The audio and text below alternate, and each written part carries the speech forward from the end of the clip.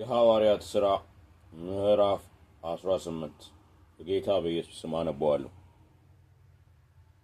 ከዚህም በኋላ ጳውሎስ ከአቴና ወጥቶ ወደ ቆሮንቶስ መጣ። በወገኑም የጳንጦስ ሰው የሚሆን አቂላ የሚሉትን አንድ አይሁዳዊ አገኘ። እርሱም ከጥቂት ጊዜ በፊት ከሚስቱ ከጵርስቅላ ጋር ከኢጣሊያ መጥቶ ነበር። አይሁድ ከሮሜ ይወጣ ዘንድ ቀላውዴዎስ አዞ ነበርና ወደ እነርሱ ቀረበ። ስራቸውም እንደ አንድ ስለነበረ በእነርሱ ዘንድ ተቀምጦ በአንድ ላይ ሰሩ። ስራቸው ድንኳን መስፋት ነበርና በየሰንበቱም ሁሉ በምኩራብ ይነጋገር ነበር። አይሁድንና የግሪክንም ሰዎች ያስረዳ ነበር። ሲላስና ጢሞቴዎስም ከመቄዶንያ በወረዱ ጊዜ ጳውሎስ ኢየሱስ እርሱ ክርስቶስ እንደሆነ ለአይሁድ እየመሰከረ ለቃሉ ይተጋ ነበር። ነገር ግን በተቃወሙትና በተሳደቡ ጊዜ ልብሱን እያራገፈ ደማችሁ በራሳችሁ ነው፣ እኔ ንጹሕ ነኝ፣ ከእንግዲህ ወዲህ ወደ አሕዛብ እሄዳለሁ አላቸው። ከዚያም ወጥቶ ኢዮስጦስ ወደሚባል እግዚአብሔር ወደሚያመልክ ሰው ቤት ገባ። ቤቱም በምኩራብ አጠገብ ነበር። የምኩራብ አለቃ ቀርሶስም ከቤተሰቦች ሁሉ ጋር በጌታ አመነ። ከቆሮንቶስ ሰዎችም ብዙ በሰሙ ጊዜ አምነው ተጠመቁ። ጌታም ሌሊት በራእይ ጳውሎስን እኔ ከአንተ ጋር ነኝ፣ ማንም ክፉ ሊያደርግብህ የሚነሳብህ የለምና አትፍራ፣ ነገር ግን ተናገር፣ ዝምም አትበል፣ በዚህ ከተማ ብዙ ሕዝብ አሉኝና አለው። በመካከላቸው የእግዚአብሔርን ቃል እያስተማረ 1 ዓመት ከ6 ወር ተቀመጠ። ጋልዮስም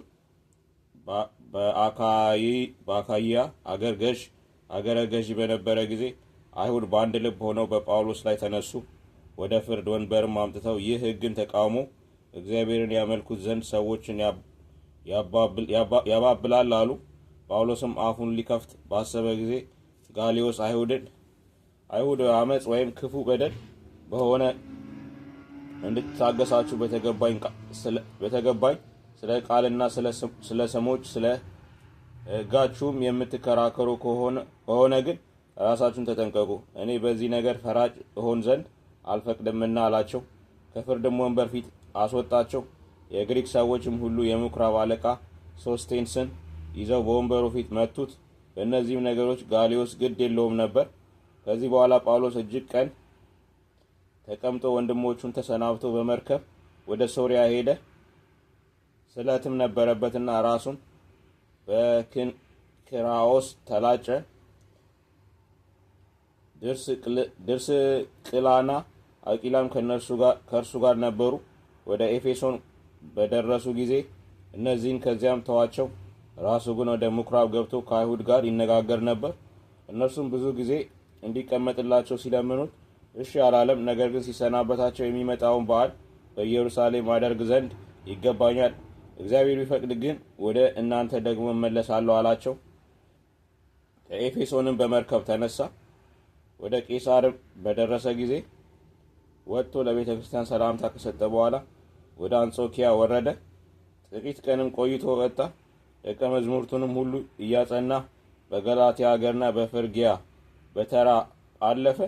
በወገኑም የእስክንድርያ ሰው የሆነ ነገር አዋቂ የነበረ አጵሎስ የሚሉት አንድ አይሁዳዊ ሰው ወደ ኤፌሶን ወረደ።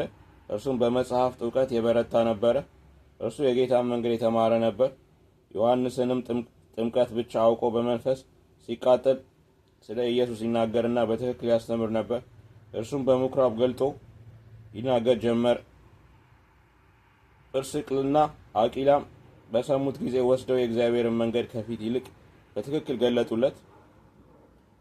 እርሱም ወደ አካይያ ማለፍ በፈቀደ ጊዜ ወንድሞቹ አጽናኑት።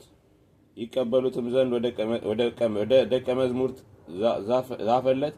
በደረሰም ጊዜ አምነው የነበሩትን በጸጋ እጅግ ይጠቅማቸው ነበር። ኢየሱስ እርሱ ክርስቶስ እንደሆነ ከመጽሐፍት እየገለጠ ለአይሁድ በሁሉ ፊት በጽኑ ያስረዳቸው ነበርና። እናመሰግናለን።